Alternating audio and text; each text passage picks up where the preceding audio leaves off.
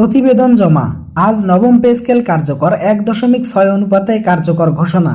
অর্থ উপদেষ্টা। সুপ্রিয় দর্শক, আসসালামু আলাইকুম। বিস্তারিত আলোচনা শুরু করার পূর্বে আপনারা যারা এখন পর্যন্ত আমাদের চ্যানেলটি সাবস্ক্রাইব করেননি, দয়া করে সাবস্ক্রাইব করে পাশে থাকা বেল আইকনটি অল করে দিন। দীর্ঘ 10 বছর পর পে কমিশনের নতুন এই প্রতিবেদনের মাধ্যমে সরকারি চাকরিজীবীদের নবম পে স্কেল বাস্তবায়ন দ্রুত সময়ের মধ্যেই করা হলো।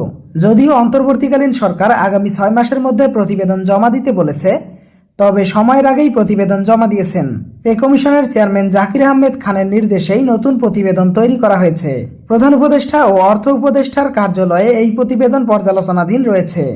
অর্থ উপদেষ্টা ডক্টর সালাউদ্দিন আহমেদের নির্দেশনাকে সামনে রেখেই প্রতিবেদন প্রস্তুত করেছেন পে কমিশন। এই প্রতিবেদনে গ্রেড সংখ্যা পরিবর্তন সহ বেতন ১.৬ অনুপাতে রাখার সিদ্ধান্ত গ্রহণ করা হয়। সূত্র মতে, সরকারি চাকরিজীবীদের জন্য এত দ্রুত সময় রিপোর্ট জমা সহ কার্যক্রম বাস্তবায়ন করার ফলে তারা অনেকটাই আনন্দে উচ্ছ্বাসিত হয়েছেন। অর্থনীতিবিদ ও কর্মচারীরা বলেন, আমরা দীর্ঘ 10 বছর থেকে বেতন বৈষম্যয় জর্জরিত ছিলাম। আমাদেরকে দেখার মতো কোনো প্রশাসনিক পদক্ষেপ গ্রহণ করা হয়নি। পূর্বের সরকার নবম পে স্কেল বাস্তবায়ন না করার ফলে আমাদের অর্থনৈতিক অবস্থা দিন দিন ভঙ্গুর হয়ে পড়েছিল। তবে অন্তর্বর্তীকালীন সরকারের দারুণ এই সিদ্ধান্তের ফলে আমাদের জীবনমান উন্নয়নে ব্যাপক আলোড়ন সৃষ্টি হয়েছে।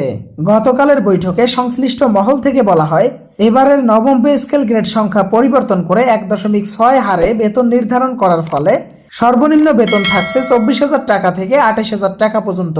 তবে অপরদিকে যারা প্রথম গ্রেডে কর্মকর্তা থাকবেন, তাদের জন্য বেতন কাঠামো বহুগুণে বৃদ্ধি করা হবে। যদিও কর্মকর্তাদের বেতন বেশি করা হচ্ছে, তবে বৈষম্য দূর করার জন্য কর্মচারীদেরও বেতন সামঞ্জস্যতার মধ্যে রাখা হয়েছে।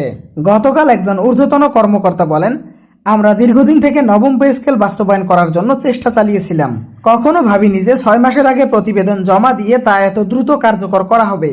প্রধান উপদেষ্টার এই সিদ্ধান্তকে আমরা সকলেই সাধুবাদ জানাই। বিশেষ করে তৃতীয় ও চতুর্থ গ্রেডে যারা কর্মচারী আছেন, তাদের জন্য এই বেতন কাঠামো অত্যন্ত গুরুত্বপূর্ণ হয়ে দাঁড়িয়েছিল। তাই প্রধান উপদেষ্টার নতুন সিদ্ধান্তে কর্মচারীদের জীবনমান উন্নয়নে ব্যাপক আলোড়ন সৃষ্টি হয়েছে। যারা সর্বনিম্ন বেতন ৮,২৫০ টাকা পেতেন, তাদের জন্য অন্তর্বর্তীকালীন সরকারের নির্দেশে বেতন ২৪,০০০ টাকা থেকে ২৮,০০০ টাকা পর্যন্ত বৃদ্ধি করা হয়েছে। আগামী কিছুদিনের মধ্যে নতুন একটি গ্যাজেট প্রকাশ করা হবে, যার মধ্যে সরকারি চাকরিজীবীদের ভাগ্যের পরিবর্তন সহজেই ঘটবে। গুরুত্বপূর্ণ তথ্য, পে কমিশন মূল্যস্ফীতি ও বর্তমান জীবনযাত্রার ব্যয় বিবেচনায় রেখে তাদের সুপারিশমালা তৈরি করেছে। কর্মচারীদের মতামত নেওয়ার জন্য কমিশন অনলাইন জরিপও চালু করেছে, যার মাধ্যমে নবম পে স্কেলের চূড়ান্ত গ্যাজেট প্রকাশ করা হবে। গ্রেড কমানো এবং বেতনের অনুপাত সামঞ্জস্য করার মাধ্যমে বেতন বৈষম্য কমানোই কমিশনের অন্যতম প্রধান লক্ষ্য।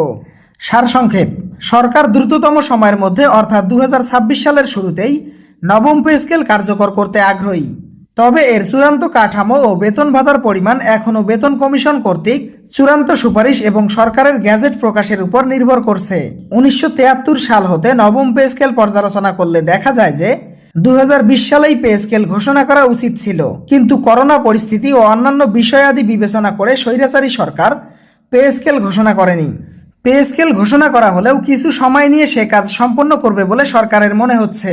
তবে মহার্ঘ ভাতা ছাড়া সরকারি কর্মচারীদের জীবন দ্রব্যমূল্যের ঊর্ধ্বগতিতে নাজেহাল।